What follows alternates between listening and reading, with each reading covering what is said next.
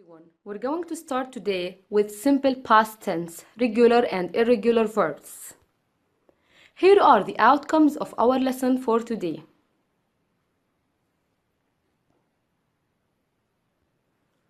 We use past simple for completed actions in the past. Example, Ahmed played football yesterday. So Ahmed completed playing football yesterday and the action of playing football is complete in the past. 2.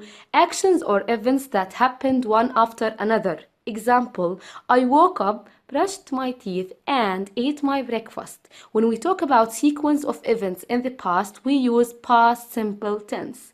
3. Past habits or states. Example, my grandfather wore a dish dash every Friday. Here are the time expressions or the keywords for simple past tense. Yesterday, last, in the past, person from the past, then, when, ago, and in 1999 or any date in the past. Now the form of simple past. If we are talking about action verb, we have two forms for the action verbs in simple past tense. Regular and regular verbs end with ed, irregular, and we're going to learn their forms later. Now let's move to verb to be. Verb to be in the past has two forms, was or were. We put was if the subject is I, he, she, it, and we put were if the subject is they, you, we.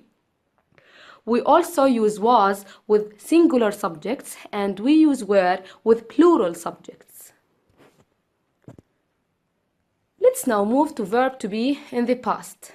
Now the affirmative form of verb to be in the past is was or were. We put was with I, he, she, it, and we put were with we, you, they. Example, it was a cat, we were students.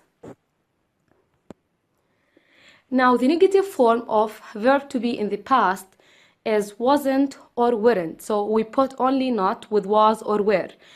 Example, they weren't babies, she wasn't a nurse. Now the interrogative form of verb to be in the past is to put was or were in the beginning, then the subject, then the complement, and don't forget to put the question mark at the end. Now, put the past form of verb to be in these sentences.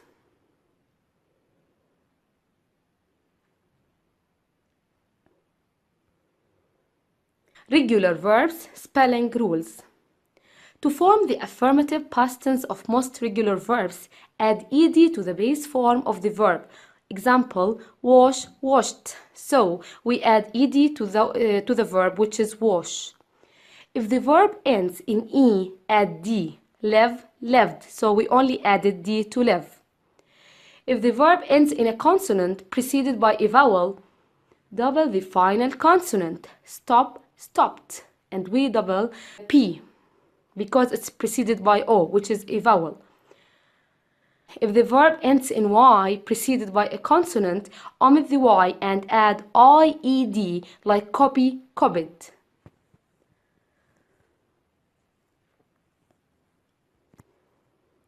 Let's now move to the pronunciation of the ed endings in past regular verbs. Past tense of verbs in English with ed endings are pronounced in three different ways: ta, da, id. So the ed in the first column sounds like da because it's preceded by a voiced sound. Play, played. Mail, mailed. Try, tried. But the ed in the next column sounds like ta because it's preceded by a voiceless sound. So walk, walked. Stop, stopped. Lock, locked. And the ed in the last column sounds like ed. Need, needed. Wait, waited. Visit, visited. So when the last letter is D or T, the ed sounds like id. Write the past tense form of the following verbs.